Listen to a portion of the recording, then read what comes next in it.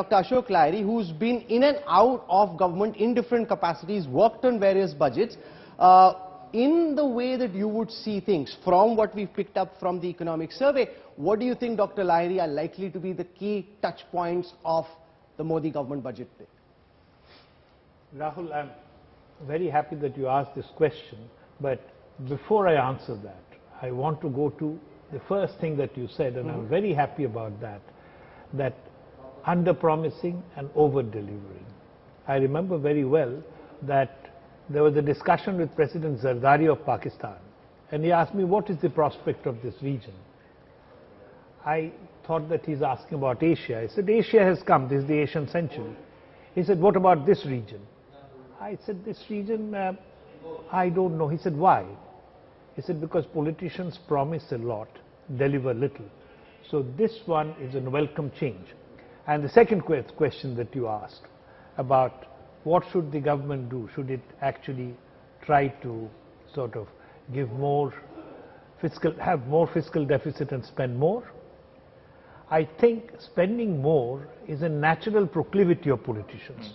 So you don't have to tell them spend more. And you say Prime Minister Modi also has that proclivity? Is that what you're saying? So far, he hasn't displayed that. So far, what he has done, this government, apart from the COVID year, when the fiscal deficit went up to 9.2%. That's a problem, Mr. Ayer, because that's what the market wants. I have to say, from the market standpoint, even we understand fiscal deficit and everything, but they want to see a push. No, but push. Tell me 1 year when you can find the government or some people not saying spend more and have more fiscal deficit. Shankar, I want to take that point, Rahul, very quickly about, do you agree with this view that the Modi government has been confused about Manrega? You have to go back to the history of Manrega. Manrega came out of a drought relief program in Maharashtra in Sangli district called the Employment Guarantee Scheme. It was meant to be the paracetamol to get over the fever of drought and unemployment. Over a period of time, when it was launched during Manmohan Singh's regime, it was meant to be a sustenance relief. Over a period of time in the last few years, we've seen this become the bridge between the gap in employment in the at the intersection of the rural and urban economy. And so the money has been spent. The Modi government has tried to make it more efficient, more asset-based and stuff like that. But you can't run away from the fact that 151 million people are registered on the rolls.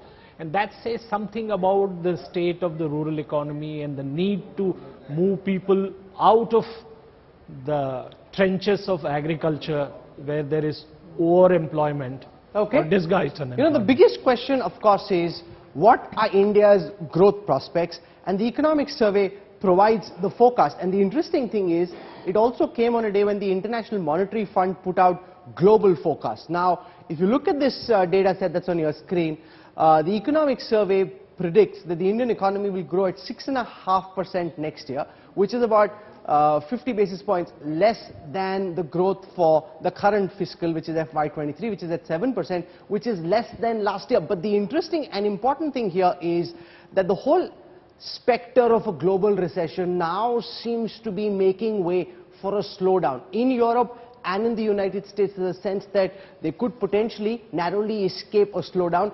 6.5 is down from last year. The opposition thinks this isn't good enough, but think of it like a really tough pitch to bat on, where everybody else is falling like 9 pins, and India is still, Dr. Lahiri, growing at 6.5%.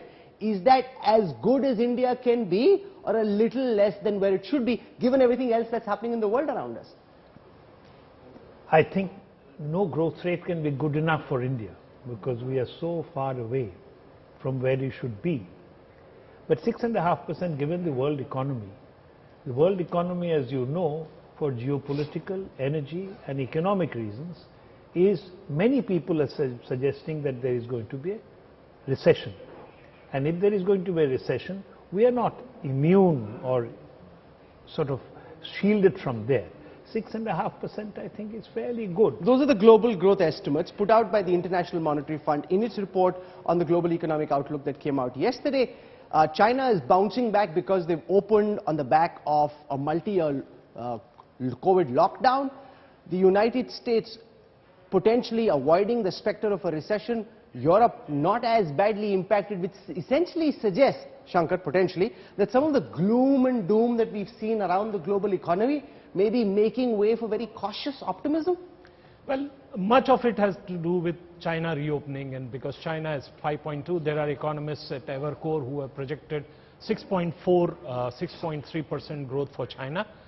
What we need to recognize is this is both a good and a bad. The good is because this helps our external sector in the sense of exports and all, but the bad is that this will push up materials prices, and that means that higher crude prices, higher commodity prices, and that because our currency and current account deficit is where it is, it's going to be a tough balancing But Russia will continue to help India when it comes to crude, Shankar. Well, you have one aspect of that, Russia continuing to help on crude. But our own consumption is not only Russia. We are also importing from Saudi, and we are importing LNG also. So, and most important, we are importing a lot more coal than we did in 2014.